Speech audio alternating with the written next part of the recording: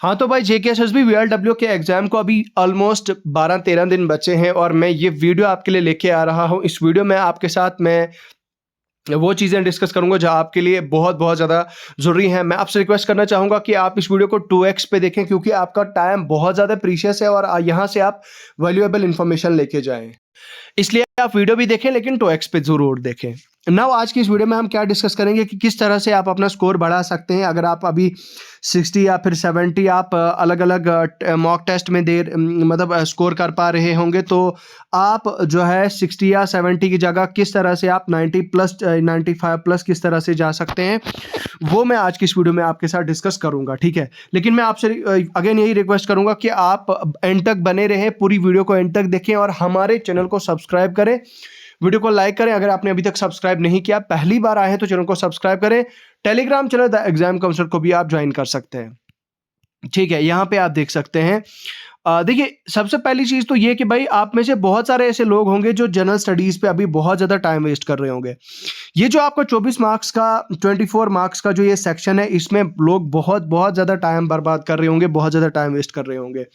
ठीक है, तो मैं तो उनसे कहूँगा कि भाई फिलहाल ये चीज़ देखें आप। मैंने आपको हालांकि अपनी पिछली 2-3 वीडियोज़ में भी बताया, मैंने जो आपको लास्ट 15 डे स्ट्रेटेजी वाली वीडियो बताई थी।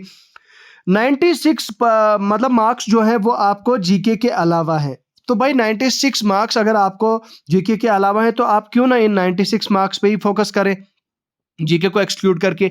जीके का ये है कि भाई देखो, मान लो अगर आप पिछले 1 साल से पढ़ रहे हैं, 2 साल से पढ़ रहे हैं, 3 साल से पढ़ रहे हैं, तो मुझे नहीं लगता है आपको जीएस पढ़ने की ज़रूरत है या ज़रूरत पड़ सकती है। ठीक है, तो at this point of time आपको मेरे हिसाब से इन 4 चीज़ों पे फोकस करना चाहिए। आपको याद होगा, मैंने अगर आपने मेरी वीडियो देखी होगी, मैंने क्या कहा था कि भाई इंग्लिश कॉम्प्रीहेंशन और इंग्लिश ग्रामर को हम बहुत ज़्यादा अंडर एस्टिमेट करते हैं और हमें लगता है कि भाई ये इजी है, we can do it and मतलब ये हमारे लिए बहुत ज़्यादा इजी है। ठीक है, लेकिन बाद में फिर क्या होता है कि प्रपोजिशन जब आ रहे होते हैं, प्रपोजिशन में ऑन की जगह इन लगा दिया होता है, फॉर की जगह टू लगा दिया होता है। ठीक है, तो एट की जगह इन लगा दिया होता है। इस तरह से मतलब वो सेंस जो है वो नहीं बनती। ये वो रूल्स, वो ग्रामर जब तक आपने नहीं पढ़ा होगा, वो प्रैक्टिस तब तक जो है वो नहीं होगा और वो चीज़ें मतलब हमसे होती हैं, वो गलतियां हम करते हैं। पेपर में तो ऐसे लगता है कि भाई पेपर बहुत ज़्यादा इजी है, मैंने तो कर लिया। भाई दोस्तों को बोलते हैं कि नहीं नहीं नहीं, मैंने तो 95 98 अटेम्प्ट किया। उसके बाद जब घर में आके चेक किया तो कितने आंसर आ गए, कितना 70 72 या फिर 80, मतलब 75 76 बन रहा है स्कोर, उससे ज़्यादा ऊपर नहीं जा रहा है। तो वही प्रॉब्लम होती है भाई, हमें पेपर में लगता है कि नहीं इंग्लिश कॉम्प्रिहेंशन का ये तो इसकी जगह इनकी जगह फॉर लगेगा, फॉर की जगह टू लगेगा, बस ये हो जाएगा। तो भाई कहने का मतलब ये है, मेरे कहानी सुनाने का मतलब ये है कि ये इंग्लिश कॉम्प्रिहेंशन बहुत बहुत बहुत ज़्यादा अच्छे से देखना पड़ेगा। Rearranging of the jumbled sentences को लगेगा आपको कि नहीं यार ये भी मैं कर लूँगा। कभी कभार क्या होता है, वो इतने ज़्यादा कंफ्यूजिंग होते हैं कि दिमाग ख़राब हो जाता है। वहाँ पे आपको टाइम मैनेजमेंट का गेम खेलना होता है। सारा का सारा गेम आपकी टाइम मैनेजमेंट का होता है। मुझे एक बात बताओ, अगर इंग्लिश कम्प्रीहेंशन में आपकी प्रैक्टिस नहीं होगी, इंग्लिश कम्प्रीहेंशन में ही अगर आपके 30 मिनट्स चले जाएं, मतलब 24 नंबर में आपकी आधा घंटा चला जाएगा, उसके बाद फिर आपका रीजनिंग आएगा। रीजनिंग में क्या करोगे भाई, रीजनिंग में आप नेक्स्ट आधा घंटा 30 मिनट गवा दोगे। उसके बाद फिर आपका मैथ्स आएगा, मैथ्स में भी आपका आधा घंटा नेक्स्ट चला जाएगा। उस हिसाब से तो भाई फिर आपके पास कुछ टाइम ही नहीं बचा।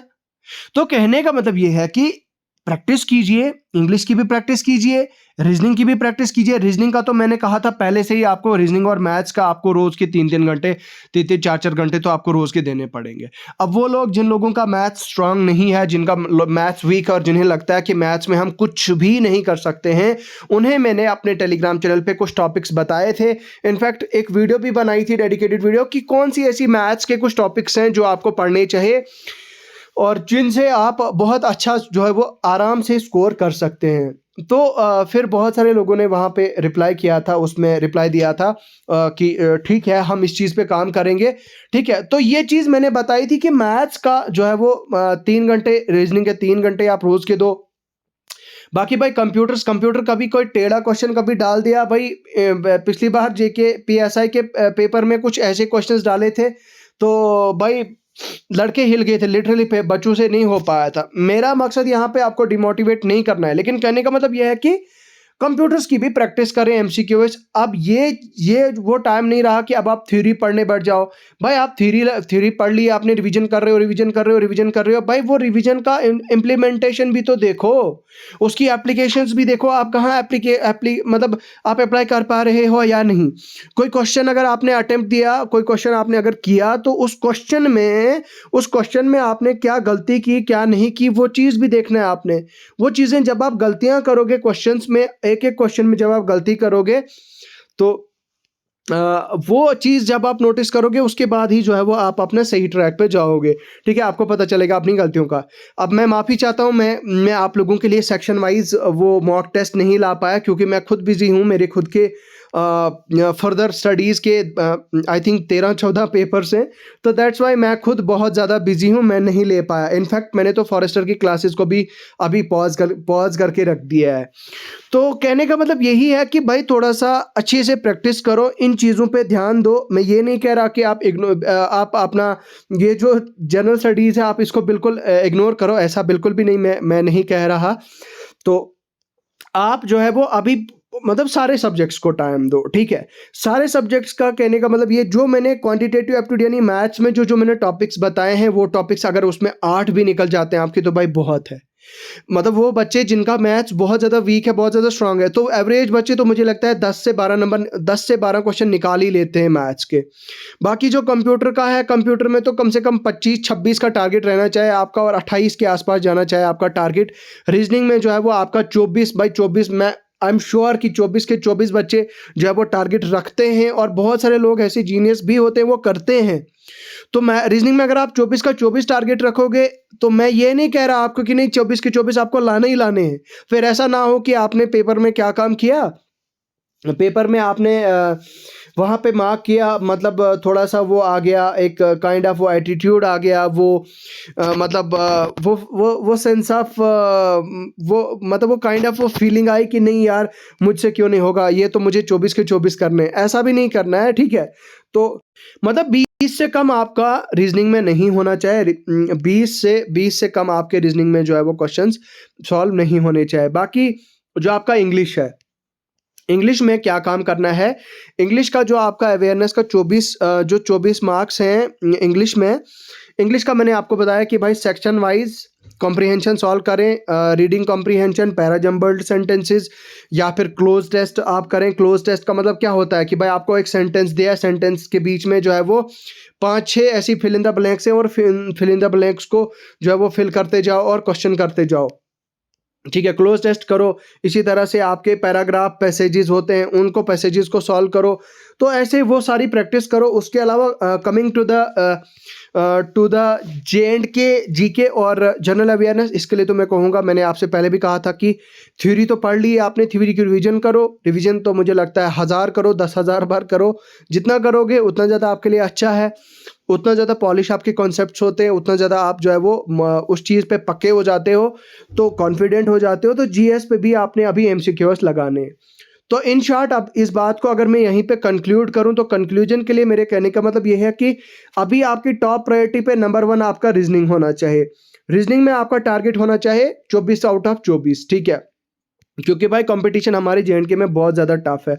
उसके बाद coming to the computers, computers में आपके 30 हैं, कम से कम 26-27 के आसपास तो आपके कंप्यूटर में आने ही आने चाहिए, ठीक है।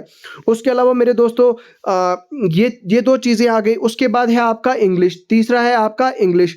इंग्लिश में 24 में से 20 तो आपके आने ही आने चाहिए भाई। 4 मान लिया मैंने, कोई इडियम फ्रेज का आ गया, सिनोनिम एंटोनियम का आ गया, काफ़ी टफ है, नहीं हो पाया आपसे, कोई बात नहीं, आप 20 नंबर का रख लो, ठीक है। उसके अलावा चौथे नंबर पे आ गया आपका मैथ्स। भाई मैथ्स का आपका अगर 18 का है तो 8 नंबर उसमें से रख लो। उसके बाद फिर आपका लास्ट पे बचता है, 5वें नंबर पे आपका बचता है आपका जीके। भाई जीके में भी 24 में से अगर 16-17 तक आपके हो जाते हैं, 16-17 तक अगर हो जाते हैं आपके, तो भाई आप जो है वो बिल्कुल आसानी से और बहुत आराम से जो है वो 90 या फिर 95 प्लस क्रॉस कर जाओगे।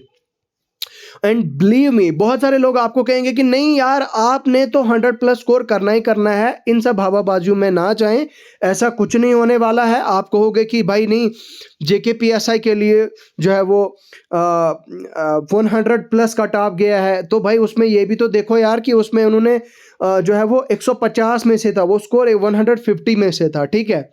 इसीलिए मैं आपको हर एक वीडियो में एक ही पॉइंट, एक ही बात बताते आ रहा हूँ कि भाई आपने क्या काम करना है कि 90 तो आपका टारगेट होना, 90 प्लस आपका स्कोर आना ही आना चाहिए किसी भी कैटेगरी। अगर ओपन मेरिट में हो तो भाई 95 प्लस करोगे तो यार मैं अभी से बता रहा हूँ आप सेफ हो, ठीक है। आप में से बहुत सारे लोग ऐसे भी होंगे जो मॉक टेस्ट में will be able to solve 110 105 के ऊपर सॉल्व कर रहे होंगे, और आप में से बहुत सारे ऐसे लोग उन लोगों को देख के डिमोटिवेट होते होंगे कि नहीं यार फलाने बंदे के तो 110 आ रहे हैं, 115 आ रहे हैं। भाई अभी आप उस पे मत जाओ। Mock test can not decide your future, mock test can not decide your job, about your job. But the thing is that कि मॉक टेस्ट कहीं ना कहीं आपका एक कॉन्फिडेंस बनाती हैं, कहीं ना कहीं आपकी प्रिपरेशन को बूस्ट अप करते हैं। लेकिन मॉक टेस्ट से आपने ये चीज़ सीखनी है, आप ये इतना भी डिमोटिवेट नहीं होना कि भाई टॉपर जो है वो 117 ला रहा है तो मेरे हिसाब से 100 प्लस सबका स्कोर होना चाहिए, ऐसा बिल्कुल भी नहीं हो सकता है, ठीक है। वो सारा मतलब वो जो आपका दिन होगा, मान लो कहने का मतलब ये है कि आपका जो पेपर होगा, पेपर के दिन अगर आपका दिन होगा तो भाई डेफिनेटली आप पार कर जाओगे। अगर आप टॉपर होंगे, चाहे आपने 2 साल से पढ़ा होगा, I am sorry to use this words but this is damn reality कि अगर आपका उस दिन नहीं हुआ, अगर आपने बहुत पढ़ा होगा तो भाई आपका पेपर नहीं क्वालिफाई हो पाएगा। मेरा खुद का एक बहुत अच्छा दोस्त है, इनफैक्ट उसका बड़ा भाई एक सब इंस्पेक्टर है, मैं उसका नाम नहीं लूँगा यहाँ पे। मेरे उसके साथ मेरे बहुत अच्छे फ्रेंडली रिलेशंस हैं। तो भाई वो एक दोस्त है मेरा, कश्मीर से ही है, उसका बड़ा भाई सब इंस्पेक्टर है। एंड बिलीव मी दोस्तों, he is very genius and very brilliant, बहुत ज़्यादा ब्रिलियंट है वो। और उसको जब जब हमारी डिस्कशंस होती थी, जब भी मैं उसको कोई क्वेश्चन पूछता था, भाई आंसर रेडी होता था हमेशा, उसकी ज़बान पे आंसर होता था। उसको इनफैक्ट ऑप्शन मतलब ये ऑप्शंस देने की ज़रूरत भी नहीं पड़ती थी, इतना ज़्यादा जो है वो उस लेवल की उसको तैयारी थी। तो भाई जब JKPSI का पेपर आया, उसके बेचारे के यार उसके 80 के आसपास स्कोर आया, 83 के आसपास स्कोर आया, नहीं हो पाया उसका, कोई कैटेगरी नहीं थी उसकी। तो कहने का मतलब ये था कि भाई अगर उस दिन आपका दिन होगा तो भाई आप जो है वो आप पार कर जाओगे। अगर आपका दिन नहीं हुआ तो शायद जो है वो आपके लिए ये हो सकता है। अगेन मैं आपको यहाँ पे डिमोटिवेट करने के लिए नहीं हूँ, बट हाँ ये चीज़ है, जो आप गलतियाँ ये कर रहे हो, ये गलतियाँ नहीं करनी है। हर एक सब्जेक्ट को इक्वल इंपॉर्टेंस दो, हर एक सब्जेक्ट यहाँ पे मायने रखेगा। अगेन वो आप अगर आप मैथ्स में अगर आप 18 में से 8 ला रहे हो, वो भी उस हिसाब से भी बहुत ज़्यादा कंपटीशन टफ होगा। लेकिन स्टिल मैं कहूँगा कि अगर 8 भी ला रहे होगा, that will be blessing in disguise, ठीक है। तो बस यही थी चीज़ें जो मुझे आपको बतानी बहुत ज़्यादा ज़रूरी थी। बाकी भाई यहाँ पे आप में से आपने कुछ टॉपिक्स को जो है वो अच्छे से देखा होगा, खैर ये मैं इस पे मैं नहीं जाऊंगा। बाकी अगर आप चाहते हैं कि मैं आपको किसी टॉपिक के रिलेटेड कोई डाउट आपका क्लियर करूं तो आप मुझे कमेंट सेक्शन में लिख के बताएं। बाकी अभी के लिए फ़िलहाल मुझे दीजिए इजाज़त, मेरे टेलीग्राम चैनल को अभी के अभी आके ज्वाइन करें, द एग्ज़ाम काउंसलर, ये हमारा टेलीग्राम चैनल, और द एग्ज़ाम काउंसलर हमारे व्हाट्सएप चैनल को भी ज्वाइन करें।